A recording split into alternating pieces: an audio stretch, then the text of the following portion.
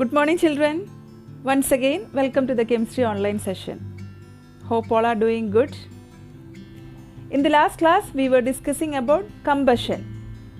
We learned about what is combustion, what are the criteria for combustion, what is ignition temperature, what are inflammable substances, etc. Today, we will learn how to control fire.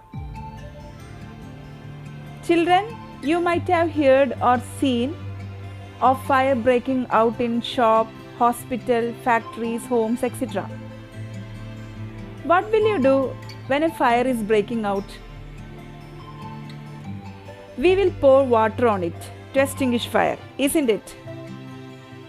We know that there are three things essential for combustion. What are they? They are fuel, oxygen, and heat. We can control fire by removing one or more of these requirements. So let us learn more about how can we control fire in detail. Children, you must have seen or heard of fire breaking out in homes, shops, factories, buildings, etc.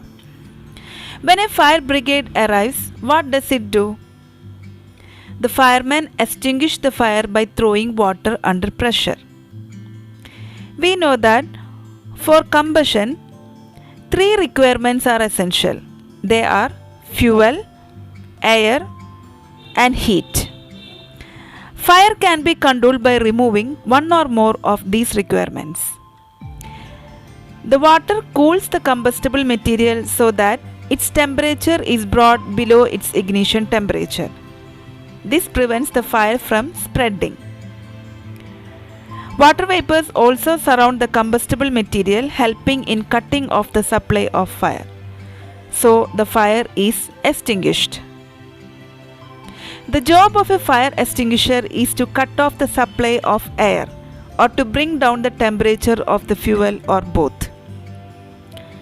But if electrical equipment is on fire, water is not suitable because water may conduct electricity and harm those trying to douse the fire.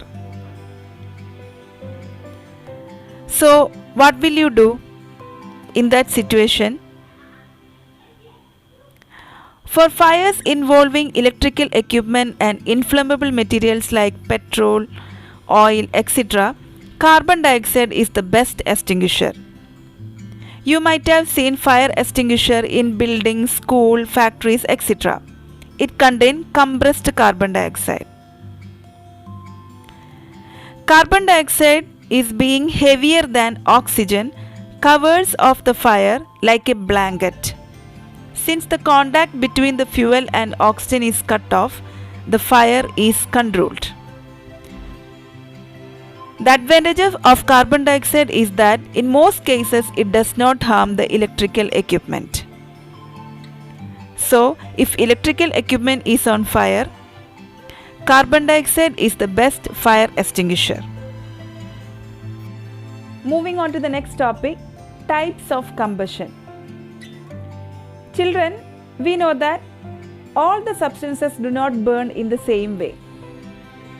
Some substances burn slowly, some substances burn rapidly, some substances burn with flame, some are burned without flame, etc.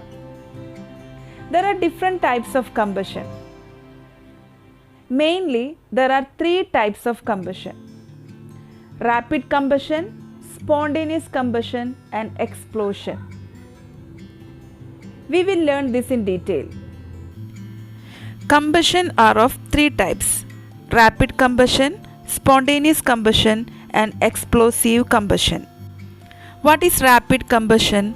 When a combustible substance burns at a rapid rate, producing a very large amount of heat and light in a short period of time, it is called rapid combustion.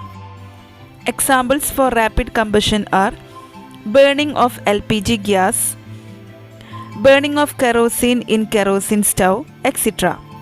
Then, what is spontaneous combustion? When a combustible substance burns on its own without the help of any external heat, It is called spontaneous combustion. In spontaneous combustion, no external heat is required. Spontaneous combustion is usually undergone by those substances which have quite low ignition temperature. Examples for spontaneous combustion are burning of white phosphorus at room temperature, forest fire, etc. Third one is explosive combustion. A very fast combustion reaction in which a very large amount of heat, light and sound are produced. It is called explosive combustion. Firework is an example for explosive combustion. So that's all for today's class. Hope all of you understood today's topic. Go through the video URL that I have attached to this video. Attend the test question and copy the notes. Read the lesson well. See you in the next class. Thank you, children.